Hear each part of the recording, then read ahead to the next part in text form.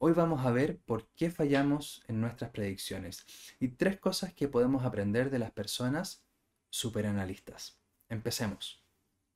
Las predicciones en nuestro día a día. Constantemente predecimos en nuestro día a día.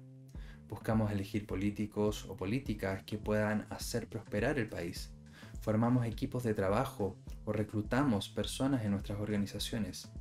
También, cuando es posible, elegimos un lugar donde trabajar o una carrera que estudiar para tener trabajo y desarrollarnos en el futuro.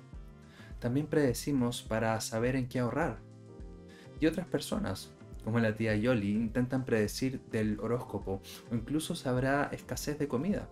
O Kaiser intentando predecir el valor del dólar o comentando que las bitcoins son una buena inversión. O incluso el mismísimo Albert Einstein, en una seria predicción desde su investigación científica, falló. Y él lo consideró como su gran error, o por lo menos eso dicen de él, el error sobre la estabilidad del universo. Si constantemente estamos prediciendo, es interesante saber, ¿cuánto fallamos? Imagínate que haces un llamado para reclutar a los mejores predictores del mundo, un torneo como el mayor de los torneos de Dragon Ball. Y esto ocurrió en la década de los 80, donde se reclutaron analistas, columnistas, académicos y legos en un torneo de predicciones. ¿Quién estaba a cargo de este estudio? Philip Tetlock. Les pidió que hicieran diversas predicciones como por ejemplo, ¿habrá un atentado en Europa Occidental? ¿Se anexará Rusia a provincias de Ucrania? Los diferentes expertos respondían de una forma bastante particular.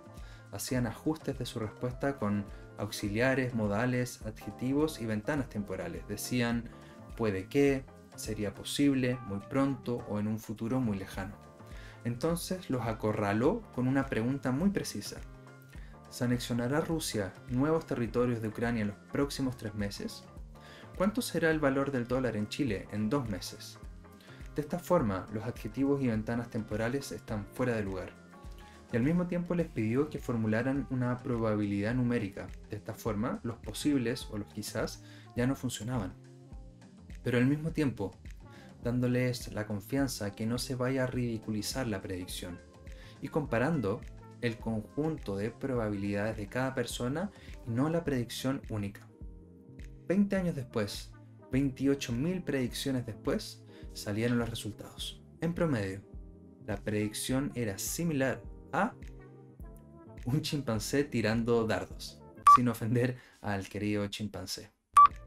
No somos muy buenos pronosticando al parecer. Pero, ¿quiénes eran los que más se equivocaban? Aquellos que tenían grandes ideas de izquierda o derecha, optimista, pesimista, o tenían una confianza inspiradora, sin duda contaban grandes historias. Probablemente se basan también en el sesgo de confirmación de sus seguidores, pero al momento de predecir el futuro, no lo logran. El error se basa en el sesgo como también en el ruido o dispersión del sistema, y lo podemos encontrar en distintos ámbitos como sentencias penales, decisiones o diagnósticos médicos, incluso en la selección laboral. ¿Cuántos hemos pasado por rituales de entrevistas laborales? Palabras de cortesía inicial, describir la experiencia previa, preguntas sobre logros, retos, sobre motivaciones para acceder al puesto de trabajo o sus ideas para mejorar la organización. Incluso a veces les piden describir su personalidad y por qué creen que encajarían bien en el puesto y en la cultura. Porque necesito trabajar, cuentas que pagar y bocas que alimentar, ¿no?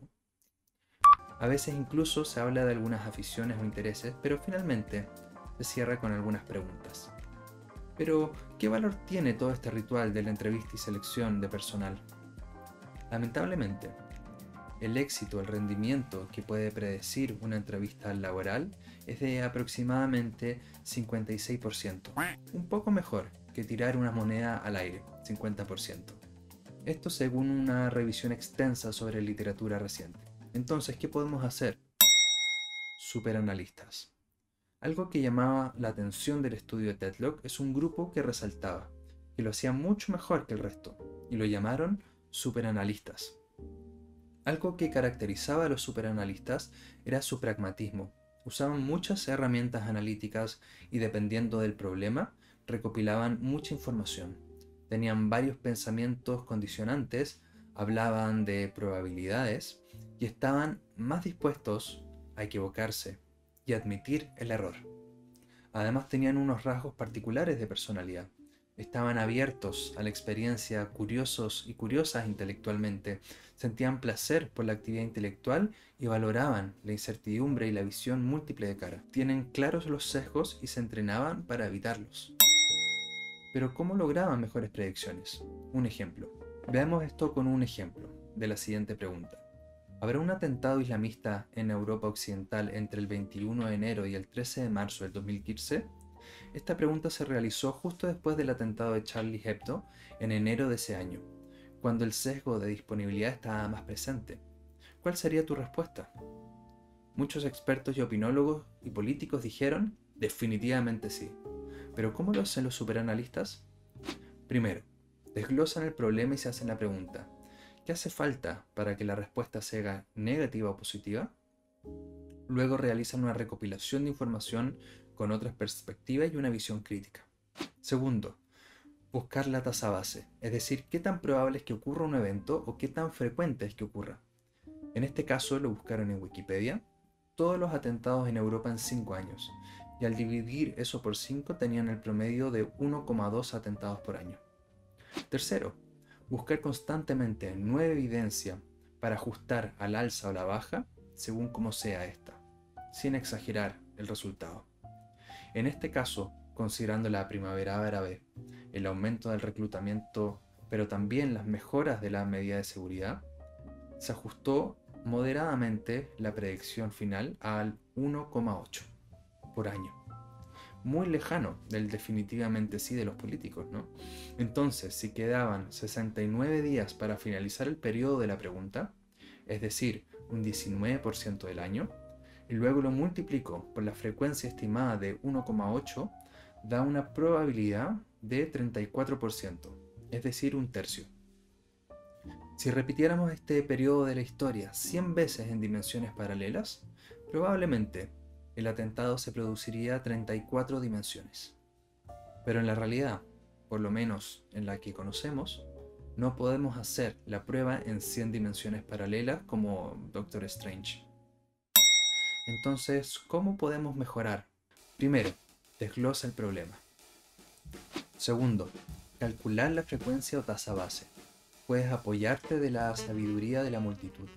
Por ejemplo, si tienes un gran recipiente de pelotas y le preguntas a miles de personas cuántas pelotas crees que hay, el promedio de sus respuestas estiman con bastante precisión el contenido de esta.